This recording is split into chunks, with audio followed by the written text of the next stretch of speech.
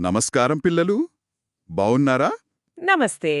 ఈరోజు మనం ఒక మంచి సరదా తెలుగు జానపద కథ విందాం. కథ పేరు కూడా భలే ఉంటుంది. నీటిని పట్టిన జల్లెడ. విన్నారా ఎప్పుడైనా? మ్మ్, కథలోకి వెళ్దామా? అనగనగా ఒక ఊరు, చాలా అందమైన పల్లెటూరు. అవును, అక్కడ ప్రజలందరూ చాలా సంతోషంగా ఉండేవారు తెలుసా. అంత హాయిగా గడిచిపోతోంది. కాని ఒకసారి ఏమైందంటే పెద్ద ఎండాకాలం వచ్చింది. అబ్బో, ఎండలంటే మామూలెండలు కాదు. దాంతో ఊర్లో ఉన్న ఒక్కగానొక్క బావిలో నీళ్లు తగ్గిపోయాయి. ఇంకేముంది, అందరూ కంగారుపడ్డారు. తాగడానికి నీళ్లు లేవు, పనులకు నీళ్లు లేవు. అయ్యో పాపం, ఏం చేయాలో తోచలేదు వాళ్ళకి. అప్పుడు కొందరు ధైర్యం చేసి అసలు ఈ నీళ్లెందుకు రావట్లేదు, ఏమైంది అని తెలుసుకుందామని బయల్దేరారు. మంచి పని చేశారు. అలా వెళ్తూ వెళ్తూ వాళ్ళొక పెద్ద కొండ దగ్గరకు చేరుకున్నారు. అక్కడ వాళ్లకొక ఆశ్చర్యం ఎదురైంది. ఊహించలేదసలు. ఏమయ్యుంటుందంటారు? అక్కడ ఒక పెద్ద రాక్షసుడు. అవును, ఆ రాక్షసుడేం చేస్తున్నాడో తెలుసా? ఊరికి రావాల్సిన నది నీటిని ఆపి దారి మళ్లించి తన గుహలోకి తీసుకెళ్ళిపోతున్నాడు. అబ్బా, ఎంత స్వార్థం! అంటే ఊరివాళ్లకు నీళ్లు లేకుండా మొత్తం తనే దాచుకుంటున్నాడు. సరిగ్గా. పాపం ఊరువాళ్లకి భయమేసింది రాక్షసుణ్ణి చూసి. భయమేస్తుంది కదా మరి. అయినా వాళ్లు ధైర్యం తెచ్చుకున్నారు. ధైర్యం చేసి రాక్షసుడి దగ్గరికి వెళ్ళి, అయ్యా రాక్షసరాజా, మాకు నీళ్లు కావాలి, దయచేసి ఇవ్వు అని అడిగారు. పొలాలు ఎండిపోతున్నాయి, పిల్లలకి దాహం వేస్తోంది, కొంచెం కనికరించు అని బ్రతిమాలారు పాపం. కాని ఆ రాక్షసుడు విన్నాడా? లేదు. చాలా గర్వంగా, అవును, హహహా, ఇవి నా నీళ్లు, నా ఇష్టం, నేనివ్వను, పోండి అని గట్టిగా అరిచాడు. ఇంకేం చేస్తారు, ఊరివాళ్లు బాధగా నిరాశగా వెనక్కొచ్చేశారు. ఊరంతా దిగులు పడిపోయింది. ఇప్పుడు ఎలా అని. అప్పుడే ఆ ఊర్లో ఒక తెలివైన ముసలావిడ ఉండేది. అమ్మమ్మ అందాం మనం. అమ్మమ్మ. అమ్మమ్మలెప్పుడూ తెలివైనవాళ్లే కదా.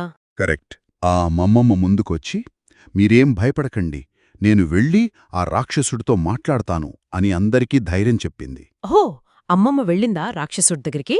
వెళ్ళింది.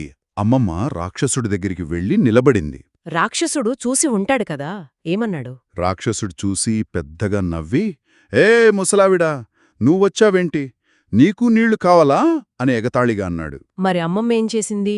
భయపడిందా? భయపడలేదు. అమ్మమ్మ కూడా నవ్వింది. నవ్వి ఇలా అంది, ఓ రాక్షసరాజా, నేను నీతో ఒక చిన్న పందెం వేస్తాను. పందెమా? రాక్షసుడితోనా? అవును.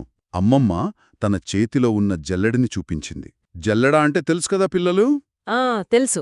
దానికి చాలా చిల్లులుంటాయి. పిండి జల్లించుకుంటాం కదా, అలాంటిది. అదే. అమ్మమ్మ అంది, ఈ జల్లెడతో నువ్వు నీళ్లు పట్టుకురావాలి. ఆ నీళ్లతో మా ఊరి బావి నింపాలి. అలా చెయ్యగలిగితే ఈ నీళ్లన్నీ నీవే. ఒక్క చుక్క కూడా మేమడగం. ఓ, ఒకవేళ నువ్వు నింపలేకపోయావు అనుకో అని అడుగుంటుంది కదా. అవును.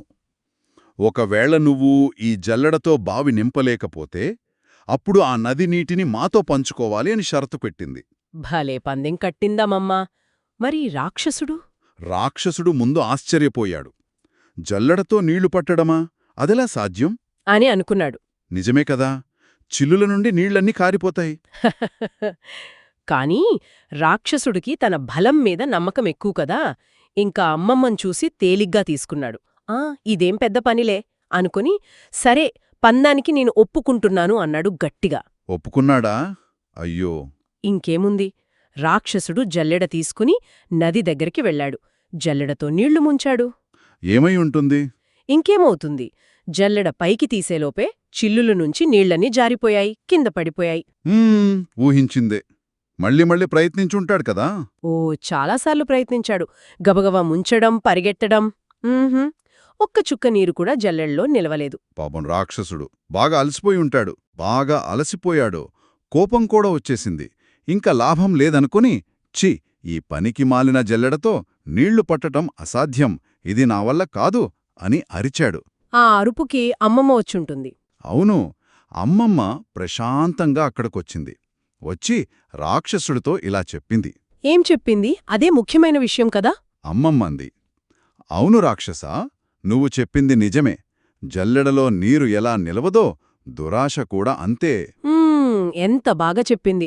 అంటే అవసరానికి మించు కావాలి కావాలి అనుకోవడం కూడా జల్లెడలో నీళ్లు పోగేయడం లాంటిదే. ఎంత ఉన్నా ఇంకా కావాలనిపిస్తుంది, కాని ఎప్పటికీ తృప్తి ఉండదు, నిలవదు. సరిగ్గా అదే. అమ్మమ్మ మాటలు వినగానే రాక్షసుడికి ఒక్కసారిగా జ్ఞానోదయమయ్యింది.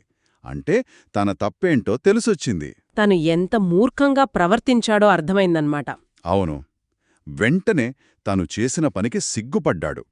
ఊరివాళ్ల దగ్గరికి వెళ్లి క్షమాపణ చెప్పాడు. చెప్పి ఉంటాడు, మంచిదే. చెప్పడమే కాదు, వెంటనే ఆ నదీనీటిని ఊరివైపు మళ్లించాడు. అడ్డుకట్ట తీసేశాడు.